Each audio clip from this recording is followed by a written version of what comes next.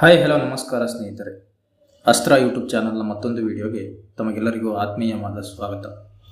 ಸ್ನೇಹಿತರೆ, ಈ ರೈಲು ಅಥವಾ ಬಸ್ನಲ್ಲಿ ಚಲಿಸ್ತಾ ಇರುವಾಗ, ಜರ್ನಿ ಮಾಡ್ತಾ ಇರುವಾಗ ಒಂದು ಪ್ರೆಗ್ನೆಂಟ್ ವುಮೆನ್, ಒಂದು ಮಗುವಿಗೆ ಜನ್ಮ ನೀಡಿದಂಥ ಹಲವಾರು ಘಟನೆಗಳನ್ನು ನಾವು ಪ್ರತಿದಿನ ನ್ಯೂಸ್ ಪೇಪರಲ್ಲೋ ಅಥವಾ ಟಿ ವಿಲೋ ಯೂಟ್ಯೂಬಲ್ಲೋ ಸೋಷಿಯಲ್ ಮೀಡಿಯಾದಲ್ಲೋ ನೋಡ್ತಾನೆ ಇರ್ತೀವಿ. ಅಂದರೆ ಈಗ ರೈಲಲ್ಲಿ ಹೋಗ್ತಾ ಇರ್ತಾರೆ, ಅವರಿಗೆ ಏನು ಈ ಡೆಲಿವರಿ ಟೈಮ್ ಹತ್ತಿರ ಇರುತ್ತೆ, ಏನೋ ಎಮರ್ಜೆನ್ಸಿ ಇರುತ್ತೆ, ಹೋಗ್ತಾ ಇರ್ತಾರೆ. ಏನು ಎಲ್ಲರೂ ತಮ್ಮ ಸ್ವಂತದೇ ಕಾರ್ಗಳಿರಲ್ಲ ಅಥವಾ ಅವ್ರ ವೆಹಿಕಲ್ಸ್ ಇರಲ್ಲ, ಏನೋ ಒಂದು ಎಮರ್ಜೆನ್ಸಿ ಇರುತ್ತೆ. ಬಸ್ನಲ್ಲಿ ಪ್ರಯಾಣ ಮಾಡೋಂಥ ಸಂದರ್ಭ ಬರುತ್ತೆ, ರೈಲಲ್ಲಿ ಪ್ರಯಾಣ ಮಾಡೋಂಥ ಸಂದರ್ಭ ಬರುತ್ತೆ. ಅವರು ಹೋಗ್ತಿರ್ತಾರೆ. ಆ ಟೈಮಲ್ಲಿ ಅವರಿಗೆ ಈ ಡೆಲಿವರಿ ನೋವು ಕಾಣಿಸ್ಕೊಂಡು ಡೆಲಿವರಿ ಅಲ್ಲಿ ಟ್ರೈನಲ್ಲೋ ಬಸ್ಸಲ್ಲೋ ಆಗೋದನ್ನು ನಾವು ನೋಡಿದ್ದೀವಿ. ಆ ಟೈಮಲ್ಲಿ ಅಕ್ಕಪಕ್ಕ ಇರೋಂಥ ಈ ಮಹಿಳಾ ಪ್ಯಾಸೆಂಜರ್ಸ್ಗಳು ಹೆಲ್ಪ್ ಮಾಡಿರೋದು ಅಥವಾ ಅಲ್ಲಿ ಬಸ್ಸಲ್ಲಿರೋ ಸಿಬ್ಬಂದಿಗಳು ಹೆಲ್ಪ್ ಮಾಡಿರೋದು, ಅದನ್ನೆಲ್ಲ ನಾವು ನೋಡೇ ಇರ್ತೀವಿ, ಕೇಳಿರ್ತೀವಿ. ನೋಡಿಲ್ಲ ಅಂದರೆ ಕೇಳಿರ್ತೀವಿ. ತಕ್ಷಣ ಅವ್ರನ್ನ ಏನು ಹತ್ತಿರದಲ್ಲಿರುವಂಥ ಒಂದು ಹಾಸ್ಪಿಟಲ್ಗೆ, ಈ ರೈಲು ಮತ್ತು ಇದರಲ್ಲಿ ಸೇರಿಸೋದೇನು ದೊಡ್ಡದಲ್ಲ, ಆರಾಮಾಗಿ ಸೇರಿಸ್ತಾರೆ. ಅಲ್ಲೇ ಪಕ್ಕದಲ್ಲಿರೋ ಒಂದು ಹಾಸ್ಪಿಟ್ಲಿಗೆ ಸೇರಿಸಿ ನಂತರದಲ್ಲಿ ಅದೇ ಏನು ಅವರಿಗೆ ಚಿಕಿತ್ಸೆ ಕೊಡಿಸಿ, ಅದರ ನಂತರ ಏನು ಡಾಕ್ಯುಮೆಂಟೇಷನ್, ಅಂದರೆ ಮಗು ಹುಟ್ಟಿದ ತಕ್ಷಣವೇ ಒಂದು ಡಾಕ್ಯುಮೆಂಟೇಷನ್ ಮಾಡಬೇಕು. ಮಗು ಎಲ್ಲಿ ಹುಟ್ಟಿತು, ಆ ಮಗು ಯಾವ ದೇಶಕ್ಕೆ ಸೇರಿದ್ದು. ಆದರೆ ಈ ರೈಲು ಬಸ್ಸಲ್ಲಿ ಪ್ರಯಾಣ ಮಾಡಿಸೋದಕ್ಕೂ ಈ ಮಗು ಎಲ್ಲಿ ಹುಟ್ಟಿತು, ಎಲ್ಲಿ ಆ ದೇಶಕ್ಕೆ ಯಾವ ದೇಶಕ್ಕೆ ಸೇರಿದ್ದು ಅನ್ನೋದು ಅಷ್ಟು ಮ್ಯಾಟ್ರ್ ಆಗಲ್ಲ. ಯಾಕೆಂದರೆ ಬಸ್ಸು ಮತ್ತು ರೈಲುಗಳು ಆಲ್ಮೋಸ್ಟ್ ಆಲ್ ಒಂದು ದೇಶದ ಒಳಗಡೆನೇ ಸಂಚರಿಸ್ತಾ ಇರ್ತವೆ. ಬಸ್ ಆಗಿದ್ರೆ ಏನು ಹಬ್ಬ ಅಂದರೆ ಒಂದು ಸ್ಟೇಟಿಂದ ಇನ್ನೊಂದು ಸ್ಟೇಟಿಗೆ ಹೋಗ್ಬೋದು ಮ್ಯಾಕ್ಸಿಮಮ್. ಅಂದರೆ ಈಗ ದೇಶಗಳನ್ನೆಲ್ಲ ದಾಟಿ ಹೋಗೋದು ತುಂಬ ರೇರು. ಅಂದರೆ ಈಗ ಏನಾದ್ರು ಟೂರಿಸಮ್ ಪರ್ಪಸ್ಸಿಗೋಸ್ಕರ ಈಗ ಕೆಲವೊಮ್ಮೆ ಈಗ ಲಂಡನ್ಗೆ ಅಲ್ಲಿಗೆ ಇಲ್ಲಿಗೆ ಟೂರಿಸಮ್ ಪರ್ಪಸ್ಸಿಗೆಲ್ಲ ಬಸ್ಗಳನ್ನ ಬಿಟ್ಟಿದ್ದಾರೆ. ಆದರೆ ಆ ಥರ ಬಸ್ಗಳೆಲ್ಲ ಈ ಥರ ಪ್ರೆಗ್ನೆಂಟ್ ವುಮೆನ್ಸ್ ಎಲ್ಲ ಟ್ರಾವೆಲ್ ಮಾಡಲ್ಲ. ಈ ಥರ ಈಗ ಟ್ರೈನ್ ಆದರೂ ಅಷ್ಟೇ, ಅವು ಏನು ಮಾಡ್ತವೆ ಅಂದರೆ ಟ್ರೈನ್ಗಳು ಒಂದು ಸ್ಟೇಟಿಂದ ಇನ್ನೊಂದು ಸ್ಟೇಟಿಗೆ ಟ್ರಾವೆಲ್ ಮಾಡ್ತವೆ. ಅದು ಏನು ಅಂತ ಮ್ಯಾಟ್ರ್ ಆಗಲ್ಲ. ಅಲ್ಲಿ ಕೂಡ ಪ್ರೆಗ್ನೆಂಟ್ ವುಮೆನ್ಸು ಡೆಲಿವರಿ ಆದರೂ ಕೂಡ, ಮಗು ಜನಿಸಿದ್ರು ಕೂಡ ಅದೇನಂತ ಮ್ಯಾಟ್ರ್ ಆಗಲ್ಲ. ಯಾಕೆಂದರೆ ಆಲ್ಮೋಸ್ಟ್ ಆಲ್ ಅದು ಟ್ರೈನ್ ನಮ್ಮ ದೇಶದೊಳಗೇ ಚಲಿಸೋದ್ರಿಂದ ಈ ಪೌರತ್ವ ಅದ್ರದ್ದು ಸಮಸ್ಯೆನೇ ಉದ್ಭವಿಸಲ್ಲ. ಈಗ ಓಕೆ, ಟ್ರೈನು ಮತ್ತು ಈ ಬಸ್ಸಲ್ಲಿ ಈ ಥರ ಓಕೆ. ಇನ್ನು ಈಗ ಇದೊಂದೇ ಕೇಸ್ ಅಲ್ವಲ್ಲ, ಟ್ರಾನ್ಸ್ಪೋರ್ಟೇಷನಲ್ಲಿ ಬೇರೆ ಬೇರೆ ವಿಧಗಳಿದ್ದಾವೆ. ಈಗ ಶಿಪ್ಪಲ್ಲಿ ಹೋಗ್ತಾರೆ, ಅದ್ರ ಜೊತೆಗೆ ಎಲ್ಲಿ ಫ್ಲೈಟಲ್ಲಿ ಹೋಗ್ತಾರೆ. ಶಿಪ್ಪಲ್ಲಿ ಆಲ್ಮೋಸ್ಟ್ ಅಲ್ಲೂ ಈಗ ಎಲ್ಲ ಟೂರಿಸಮ್ಗೋಸ್ಕರ ಹೋಗ್ತಾರೆ. ಅಂಥಲ್ಲೆಲ್ಲ ಯಾರು ಆಲ್ಮೋಸ್ಟ್ ಪ್ರಯಾಣ ಮಾಡಲ್ಲ. ಏನೋ ಎಮರ್ಜೆನ್ಸಿ ಇದ್ದಾಗ ಅವರು ಫ್ಲೈಟಲ್ಲಿ ಹೋಗ್ತಾರೆ, ಏರೋಪ್ಲೇನಲ್ಲಿ ಹೋಗ್ತಿರ್ತಾರೆ. ಏರೋಪ್ಲೇನ್ಗಳು ಈಗ ಡೊಮೆಸ್ಟಿಕ್ ಏರೋಪ್ಲೇನ್ಗಳು ಇದ್ದಾವೆ, ಸ್ಟೇಟ್ ಟು ಸ್ಟೇಟ್ ಹೋಗೋಂಥವು. ಈಗ ಇಂಟರ್ನ್ಯಾಷನಲ್ ಫ್ಲೈಟ್ಸ್ಗಳು ಕೂಡ ಇರೋದ್ರಿಂದ ಆ್ಯಕ್ಚುಲಿ ನಮ್ಮ ಇಂಡಿಯಾದಲ್ಲಿ ಹೇಗಿದೆ ರೂಲ್ಸ್ ಅಂತಂದರೆ, 7 ಮಂತ್ಸ್ ಆದಮೇಲೆ, ಈಗ 9 ಮಂತ್ಸಿಗೆ ಈಗ ಪ್ರೆಗ್ನೆಂಟ್ ವುಮೆನ್ಸು ಡೆಲಿವರಿ ಆಗೋ ಟೈಮ್ ಬರುತ್ತಲ್ವಾ, 7 ಮಂತ್ಸ್ ನಂತರನೇ ಪ್ರೆಗ್ನೆಂಟ್ ವುಮೆನ್ಸ್ಗೆ ನಮ್ಮದು ಫ್ಲೈಟಲ್ಲಿ ಒಂದು ಪ್ರಯಾಣ ಮಾಡೋದಕ್ಕೆ ಅವಕಾಶ ಇಲ್ಲ ಇಂಡಿಯಾದಲ್ಲಿ. ಅದನ್ನೆಲ್ಲ ಅವರು ರಿಸ್ಟ್ರಿಕ್ಟ್ ಮಾಡಿರ್ತಾರೆ.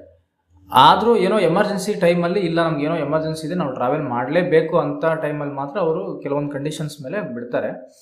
ಓಕೆ, ಏನೋ ಒಂದು ಆಯಿತು, ಫ್ಲೈಟಲ್ಲಿ ಹೋಗ್ತಿದ್ದಾರೆ, ಅಲ್ಲೇ ಮಗು ಜನಿಸ್ತು ಅಂತಂದರೆ ಆವಾಗ ನಮಗೆ ಸಮಸ್ಯೆ ಉದ್ಭವಿಸುತ್ತೆ. ಈಗ ಆ ಮಗು ಫಸ್ಟ್ ಡೇಟ್ ಆಫ್ ಬರ್ತಲ್ಲಿ ಈಗ ಮಗು ಎಲ್ಲಿ ಹುಟ್ಟಿತು ಅನ್ನೋದನ್ನು ಫಸ್ಟ್ ನಮೂದಿಸ್ಬೇಕಾಗತ್ತೆ, ಯಾವ ಜಾಗದಲ್ಲಿ ಬರ್ತಾಗಿತ್ತು ಅಂತ ಹೇಳಿ. ಫ್ಲೈಟಲ್ಲಿ ಹೋಗ್ತಾ ಇರುವಾಗ ಯಾವ ಜಾಗದಲ್ಲಿ ಬರ್ತಾಗಿದೆ ಅಂತ ಹೇಗೆ ಮಾಡ್ತೀರಾ? ಅಂದರೆ ನಾನು ಹೇಳಿರೋದು ಫ್ಲೈಟಲ್ಲೇ ಮಗು ಜನಿಸಿದ್ರೆ ಅಂತ. ಇದೇನೋ ಕಾಲ್ಪನಿಕವಾಗಿ ನಾವು ಇಮ್ಯಾಜಿನೇಷನ್ ಮಾಡ್ಕೊಂಡು ಹೇಳೋದಲ್ಲ. ಆ್ಯಕ್ಚುಲಿ ಇಂಥದ್ದೊಂದು ಘಟನೆ ನಡೆದಿದೆ. ಅದಕ್ಕೆ ಒಂದಲ್ಲ, ತುಂಬ ಘಟನೆಗಳು ನಡೆದಿದ್ದಾವೆ. ಅದಕ್ಕೋಸ್ಕರನೇ ನಾನು ಈ ವಿಡಿಯೋನ ನಿಮಗೋಸ್ಕರ ಮಾಡ್ತಾ ಇರೋದು. ಈಗ ನೀವು ಫಾರ್ ಎಕ್ಸಾಂಪಲ್, ಈಗ ಎಲ್ಲೋ ಎಕ್ಸಾಂಪಲ್ ಅಲ್ಲ, ನಡೆದಿರೋ ಘಟನೆಗಳನ್ನ ನಾನು ಹೇಳ್ಬಿಡ್ತೀನಿ ಇಲ್ಲಿ ಅಂತ ಹೇಳ್ಬಿಟ್ಟು. ನೆದರ್ಲ್ಯಾಂಡಿಂದ ಅಮೇರಿಕಕ್ಕೆ ಒಂದು ಫ್ಲೈಟ್ ಹೋಗ್ತಾ ಇತ್ತು. ಆ ಫ್ಲೈಟಲ್ಲಿ ಏನಾಗಿದೆ, ಹೆಣ್ಣು ಮಗುವಿಗೆ ಒಬ್ಬರು ಮಹಿಳೆ ಜನ್ಮ ನೀಡ್ತಾರೆ. ಅದು ಎಲ್ಲಿ ಹಾರ್ತಾ ಇರತ್ತೆ ಅಂತಂದರೆ, ಕರೆಕ್ಟ್ ಅಟ್ಲಾಂಟಿಕ್ ಓಷನ್ ಮೇಲೆ ಹಾರಾಡ್ತಾ ಇರತ್ತೆ. ಈ ಓಷನ್ ಮೇಲೆ ಹಾರಾಡ್ತಾ ಇದ್ರೆ ಈಗ ಆಯಿತು, ಅದು ಕೆಳಗಡೆ ಯಾವ ದೇಶನೂ ಇಲ್ಲ, ಅದು ಯಾವ ದೇಶದ್ದು ಜಿಯೋಗ್ರಫಿಕಲ್ ಲಿಮಿಟ್ಸ್ ಅನ್ನೋದು ನಮ್ಗೆ ಗೊತ್ತಿಲ್ಲ. ಆವಾಗ ಯಾವ ದೇಶಕ್ಕೆ ಕೊಡ್ತಾರೆ ಅಂತಂದರೆ, ಅಲ್ಲಿ ನಿಯರೆಸ್ಟ್ ಯಾವ ದೇಶಕ್ಕೆ ಬಾರ್ಡ್ರ್ ಹತ್ತಿರ ಇತ್ತು ಅಂತ. ಅದು ಆ್ಯಕ್ಚುಲಿ ಅಮೇರಿಕಾ ದೇಶದ ಬಾರ್ಡ್ರಿಗೆ ಹತ್ತಿರ ಇತ್ತು. ಮತ್ತು ಆ ಫ್ಲೈಟು ನೆದರ್ಲ್ಯಾಂಡ್ನ ಆಲ್ರೆಡಿ ಬಿಟ್ಬಿಟ್ಟಿದೆ. ಅದೀಗ ನೆಕ್ಸ್ಟ್ ಹೋಗಿ ತಲುಪುವಂಥದ್ದು ಎಲ್ಲಿ ಅಂದರೆ ಅಮೇರಿಕಾ.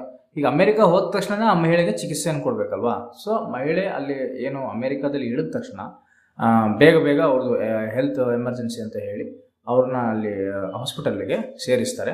ಮತ್ತು ತಕ್ಷಣ ಅಮೇರಿಕಾದ ಒಂದು ಈ ಏರ್ಪೋರ್ಟಲ್ಲಿ ಏನು ಕೆಲಸ ಮಾಡ್ತಾರಲ್ಲ ಆ ಸಿಬ್ಬಂದಿಗಳು ಆ ಮಗುವಿಗೆ ಪೌರತ್ವವನ್ನು ಕೊಡೋದಕ್ಕೋಸ್ಕರ ಒಂದು ಎಲ್ಲ ರೀತಿಯ ಡಾಕ್ಯುಮೆಂಟೇಷನ್ಸ್ಗಳನ್ನ ರೆಡಿ ಮಾಡ್ಕೊತಾರೆ. ಯಾಕೆಂದರೆ ಅದು ರೂಲ್ಸ್ ಇದೆ ಅಂತೆ. ಯಾವ ದೇಶದ ಒಂದು ಭೌಗೋಳಿಕ ಒಂದು ಕ್ಷೇತ್ರದ ಮೇಲೆ ಹಾರಾಡ್ತಾ ಇರುತ್ತೆ ವಿಮಾನ, ಆ ದೇಶದವರು ಆ ಮಗುವಿಗೆ ಪೌರತ್ವವನ್ನು ಕೊಡಬೇಕು ಅನ್ನೋದು ಒಂದು ನಿಯಮ ಇದೆ ಅಂತೆ. ಸೊ ಅದಕ್ಕೋಸ್ಕರ ಅಮೆರಿಕಾದವರು ಕೊಟ್ಟರು. ಈಗ ಅಮೆರಿಕ ಮತ್ತು ನೆದರ್ಲ್ಯಾಂಡ್ಗೆ ಏನೂ ಪ್ರಾಬ್ಲಮ್ ಆಗಿಲ್ಲ. ಯಾಕೆಂತಂದರೆ ಅಲ್ಲಿ ರೂಲ್ಸ್ಗಳೇ ಬೇರೆ. ಅಲ್ಲಿ ಒಬ್ಬ ವ್ಯಕ್ತಿ ಎರಡೆರಡು ದೇಶದ ಪೌರತ್ವವನ್ನು ಹೊಂದ್ಬೋದು. ಅಂದರೆ ಈಗ ನೆದರ್ಲ್ಯಾಂಡಲ್ಲೂ ಆ ದೇಶದ ಪೌರತ್ವವನ್ನು ಹೊಂದಿ ಆ ವ್ಯಕ್ತಿ ಅಲ್ಲಿ ಜೀವಿಸ್ಬೋದು. ಸೊ ಅಮೆರಿಕಾದಲ್ಲಿ ಕೂಡ ಅದು ಅಲವ್ ಇದೆ. ಎರಡು ದೇಶದ ದ್ವಿಪೌರತ್ವವನ್ನು ಹೊಂದ್ಕೊಂಡು ಯಾವ ದೇಶದಲ್ಲಿ ಬೇಕಾದ್ರೂ ಬದುಕುವಂಥ ಒಂದು ಸ್ವಾತಂತ್ರ್ಯವನ್ನು ಆ ಎರಡು ದೇಶಗಳು ಕೊಟ್ಟಿದ್ದಾವೆ. ಅದೆರಡೇ ಅಂತಲ್ಲ, ಇನ್ನೂ ಹಲವಾರು ದೇಶಗಳು ಆ ಥರ ಇದ್ದಾವೆ. ಸೊ ನಮ್ಮದು ಇಂಡಿಯಾದಲ್ಲಿ ಆ ಥರ ಆಗಲ್ಲ. ಯಾಕೆಂದರೆ ಈಗ ಅದನ್ನು ಈಗ ಎಕ್ಸಾಂಪಲ್ ಕೊಡ್ತೀನಿ ನೋಡಿ. ಈಗ ಫಾರ್ ಎಕ್ಸಾಂಪಲ್, ಈಗ ಬಾಂಗ್ಲಾದೇಶದಿಂದ ಅಮೆರಿಕಾಗೆ ಒಂದು ಫ್ಲೈಟ್ ಹೋಗ್ತಾ ಇದೆ. ಬಾಂಗ್ಲಾದೇಶ ಬಾರ್ಡರ್ ಕ್ರಾಸ್ ಮಾಡಿ ಇಂಡಿಯಾ ಬಾರ್ಡರ್ ಬಂದು ಸ್ವಲ್ಪ ಟ್ರಾವೆಲ್ ಆಗೋ ಟೈಮಲ್ಲಿ ಒಬ್ಬರು ಮಹಿಳೆ ಮಗುವಿಗೆ ಜನ್ಮ ನೀಡ್ತಾರೆ ಅಂತ ತಿಳ್ಕೊಳ್ಳೋಣ. ಅವಾಗ ಏನಾಗುತ್ತೆ ಅಂದರೆ, ಭಾರತದವರು ಆ ಮಗುವಿಗೆ ಪೌರತ್ವವನ್ನು ಕೊಡ್ಬೋದು. ಬಟ್ ಇಲ್ಲೂ ನಮ್ಮದು ಒಂದು ಕಂಡೀಷನ್ ಇದೆ.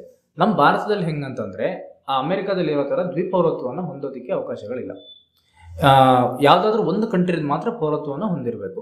ಈಗ ಓಕೆ, ಅದು ಬಾಂಗ್ಲಾದೇಶದವರಾಗಿರೋದ್ರಿಂದ ಈ ನಮ್ಮ ದೇಶದಲ್ಲಿ ಭಾರತದವರಿಗೋಸ್ಕರ ಅವರು ಪೌರತ್ವವನ್ನು ಕೊಡ್ತಾರೆ. ಆ ಮಗುವಿಗೆ ಭಾರತ ದೇಶದಲ್ಲಿ ಇರೋದಕ್ಕೋಸ್ಕರ ಪೌರತ್ವವನ್ನು ಕೊಡ್ತಾರೆ. ಬಟ್ ಕಂಡೀಷನ್ ಏನಿರುತ್ತೆ ಅಂದರೆ, ನೀನು ಬಾಂಗ್ಲಾದೇಶದ ಪೌರತ್ವವನ್ನು ಬಿಡಬೇಕು. ಇಲ್ಲ, ನನಗೆ ಬಾಂಗ್ಲಾದೇಶದ ಪೌರತ್ವವನ್ನು ಬಿಡೋಕ್ಕಾಗಲ್ಲ ಅಂತಂದರೆ ನಮ್ಮ ದೇಶದಲ್ಲಿ ಪೌರತ್ವವನ್ನು ಕೊಡೋಕ್ಕಾಗಲ್ಲ ಅಂತ ಹೇಳಿ ಕಂಡೀಷನ್ ಮೇಲೆ ಅವರಿಗೆ ಒಂದು ಚಾಯ್ಸ್ ಕೊಡ್ತಾರೆ. ಸೊ ಈ ಥರ ಎಲ್ಲ ಕಂಟ್ರೀಸಲ್ಲೂ ಒಂದೇ ಥರ ರೂಲ್ಸ್ ಇರಲ್ಲ. ಕೆಲವೊಂದು ಕಂಟ್ರೀಸಲ್ಲಿ ಒಂದೊಂದು ಥರ ರೂಲ್ಸ್ ಇರುತ್ತೆ. ಈಗ ಅಮೆರಿಕದವರಾದರೂ ಎಲ್ರಿಗೂ ದ್ವಿಪೌರತ್ವಗಳನ್ನು ಕೊಡಲ್ಲ. ಈಗ ಎಕ್ಸಾಂಪಲ್ ಹೆಂಗಂದರೆ, ಈಗ ಟೆರರಿಸಮ್ನೆಲ್ಲ ಪ್ರಮೋಟ್ ಮಾಡ್ತಿರ್ತವೆ ಅಂಥ ರಾಷ್ಟ್ರಗಳಿಗೆ ಅಥವಾ ಅವ್ರ ಜೊತೆ ಒಳ್ಳೆ ಸಂಬಂಧವನ್ನು ಕಾಯ್ದುಕೊಳ್ಳದೇ ಇರೋವಂಥ ದೇಶಗಳಿಗೆ ಅವರು ಪೌರತ್ವವನ್ನು ಕೊಡಲ್ಲ. ಸೊ ಅಲ್ಲೂ ಕೆಲವೊಂದು ಕಂಡೀಷನ್ಸ್ ಇರುತ್ತೆ. ಸೊ ಈ ಥರ ಎಲ್ಲ ಒಂದು ರೂಲ್ಸ್ ಆ್ಯಂಡ್ ರೆಗ್ಯುಲೇಷನ್ಸ್ ಇದೆ ಅನ್ನೋದನ್ನು ಈ ವಿಡಿಯೋದಲ್ಲಿ ನಾನು ತಿಳಿಸಿದ್ದೀನಿ. ಈ ಮಾಹಿತಿ ನಿಮಗೆ ಇಷ್ಟವಾಗಿದ್ದರೆ ತಪ್ಪದೇ ಲೈಕ್ ಮಾಡಿ, ಶೇರ್ ಮಾಡಿ, ಕಾಮೆಂಟ್ ಮಾಡಿ ಹಾಗೂ ಸಬ್ಸ್ಕ್ರೈಬ್ ಮಾಡಿ.